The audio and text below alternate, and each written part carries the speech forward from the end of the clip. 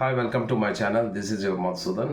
ఈరోజు ఈ వీడియోలో ఏపీ ఎంసెట్కి సంబంధించి డిక్లరేషన్ ఫారం అనేది ఎవరు ఫిల్ చేయాలి, దానికి ఎప్పటి లాస్ట్ డేట్ అనేది మనకు ఆల్రెడీ ఇచ్చారు కాబట్టి ఈ ఫిల్ చేసేటప్పుడు చాలామంది డౌట్స్ అడుగుతున్నారు. ఆ డిక్లరేషన్ ఫారం ఎవరు నింపాలి, ఎంసెట్ కౌన్సిలింగ్ కూడా మనకి ఎప్పుడు జరిగే అవకాశం ఉంటుంది, వీటికి సంబంధించి ఇవన్నీ కూడా డీటెయిల్స్ అని మనం ఈ వీడియోలో మనం షేర్ చేసుకుందాం. బట్ ఎవరైనా ఫస్ట్ టైంగా నా ఛానల్ చూసినట్టయితే ప్లీజ్ సబ్స్క్రైబ్ మై ఛానల్. ఇప్పుడు విషయంలోకి వెళ్తే ఏపీ ఏపీ ఎంసెట్కి సంబంధించినటువంటి డిక్లరేషన్ ఫారం అనేది ఎనేబుల్ చేశారు.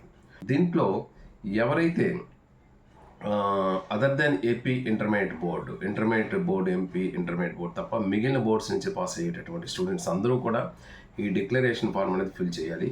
దాదాపు 20,000 to 25,000 స్టూడెంట్స్కి ర్యాంక్స్ అనేవి రాలేదు. ఎందువల్ల రాలేదంటే దానికి కేవలం రీజన్ అనేది వాళ్ళు ఎంసెట్లో క్వాలిఫై అయినప్పటికీ కూడా వాళ్ళకి ర్యాంక్ రాలేదు. దానికి రీజన్ ఏంటంటే కేవలం డిక్లరేషన్ ఫారం సబ్మిట్ చేయకపోవడం. సో ఇమీడియట్గా మీరు చేయాల్సిన పని ఏంటంటే June 19th last date declaration ఫారంకి ఇచ్చారు కాబట్టి June 19th ఈవినింగ్ 5 PM వరకు టైం ఇచ్చారని అలా డిలే చేయకుండా ఇప్పుడు ఇమీడియట్గా మీరు చేయాల్సిన పని ఏంటంటే డిక్లరేషన్ ఫారం ఫిల్ చేయాలి.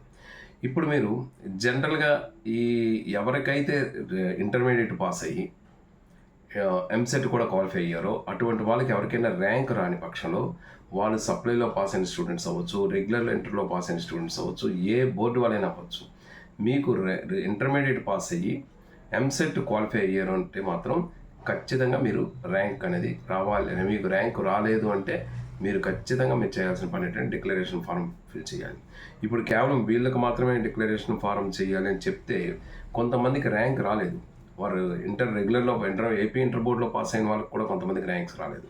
సో వాళ్ళు చేయాల్సిన పని ఏంటంటే మీరు కానీ ఇంటర్ పాస్ అయ్యి మీరు ఎంసెట్లో క్వాలిఫై అయ్యి మీకు కానీ ర్యాంక్ రాని పక్షంలో మీరు ఇమీడియట్గా చేయాల్సిన పని ఏంటంటే డిక్లరేషన్ ఫారం నింపాలి. మీరు ఏపీ ఇంటర్ బోర్డు అవ్వచ్చు, అదర్ బోర్డు ఏదైనా అవ్వచ్చు, లేదా రెగ్యులర్ పాస్ అవ్వచ్చు, సప్లై ఎగ్జామ్లో పాస్ అవ్వచ్చు, వాట్ ఎవర్ ఇట్ మేబీ, మీకు ర్యాంక్ రాలేదు, మీరు ఈ క్వాలిఫై అయ్యారు అంటే మాత్రం ఖచ్చితంగా మీరు డిక్లరేషన్ ఫారం అనేది ఫిల్ చేయాలి. ఇప్పటికే ఇంకా టైం అయిపోతుంది. ఒకవేళ మీరు 19th తర్వాత మళ్ళీ ఒకవేళ వస్తుందేమో అని ఆలోచనతో మాత్రం ఎవరు ఉండొద్దు. ఎందుకంటే మరొక ఛాన్స్ అనేది మాత్రం ఇచ్చే అవకాశం ఉండదు. ఇది కేవలం సప్లై వాళ్ళని దృష్టిలో పెట్టుకున్నటువంటి అవకాశం కాబట్టి మీరు డెఫినెట్గా మీరు డిక్లరేషన్ ఫారం ఇమీడియట్గా ఫిల్ చేయండి. ఇకపోతే కొంతమంది అడుగుతున్నారు, డిక్లరేషన్ ఫారం ఫిల్ చేసిన తర్వాత మళ్ళీ phase 2 రిజల్ట్స్ వస్తాయి కదా, ఈ phase 2 రిజల్ట్స్ వలన మా ర్యాంక్కి ఏమైనా డ్యామేజ్ అవుతుందా, ఆల్రెడీ ఎవరికైతే ర్యాంక్స్ వచ్చేసాయో వాళ్ళ ర్యాంక్కి ఏమైనా ఎఫెక్ట్ అవుతుందని చాలామంది అడుగుతున్నారు. ఎటువంటి ఎఫెక్ట్ అయితే జరగదండి. మీకు ఏ ర్యాంక్స్ అయితే వచ్చాయో అదే ర్యాంక్స్ ఉంటాయి.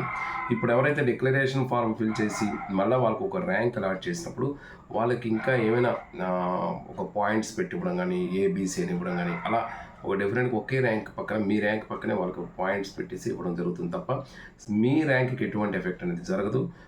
మీరు ఎవరు దాని గురించి అయితే టెన్షన్ పడదు. ఇక కౌన్సిలింగ్ ఎప్పుడు అవుతుంది అని చూసినట్టయితే మనందరికీ ఏపీ ఎంసెట్ అయినా తెలంగాణ ఎంసెట్ అయినా కౌన్సిలింగ్ మాత్రం జరిగేది జూలై నెలలోనే జరుగుతుంది. జూలై నెలలో దానికి నోటిఫికేషన్ ఇస్తారు. ఆ నోటిఫికేషన్ ఇచ్చినప్పుడు దానికి కౌన్సిలింగ్ ప్రాసెస్ అంతా స్టెప్స్ వైజ్గా ఎలా జరుగుతుందని నేను గత వీడియోలో కూడా మీకు షేర్ చేశాను.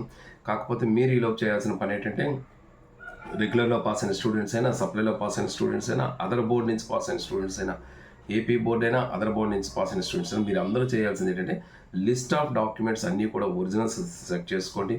ఆ ఒరిజినల్స్తో పాటు వాటి యొక్క జెరాక్స్లో ఒక 3 కాపీస్ జెరాక్సెస్ తీసుకోండి. ఎందుకంటే మీరు మళ్ళీ ఏదైనా కాలేజెస్ జాయిన్ అయినట్టయితే మళ్ళీ మీకు ఏదైనా ఒరిజినల్స్ కావాలన్నా కూడా వాళ్ళు ఎవరు జెరాక్స్ కానీ మీ దగ్గర లేకపోతే, సో ఇమీడియట్గా మీరు ఆ పని మాత్రం చేసుకుని ఉంచండి.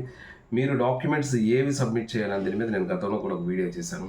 ఆ వీడియో కూడా ఒకసారి చెక్ చేయండి. దాని ప్రకారం మీ డాక్యుమెంట్స్ని రెడీ చేసుకోండి. ఇది ఈ వీడియోకి సంబంధించి. ఇంకా దీనికి సంబంధించి మీకు ఏమైనా డౌట్స్ ఉన్నట్టయితే కామెంట్ బాక్స్లో షేర్ చేయండి. తప్పకుండా నాకు తెలిసిన ఇన్ఫర్మేషన్ మీకు ఇస్తాను. ఈ వీడియో కానీ మీకు నచ్చినట్టయితే please like, share and comment on this video. Thank you so much for your watching. This is your Matsuman. Thank you.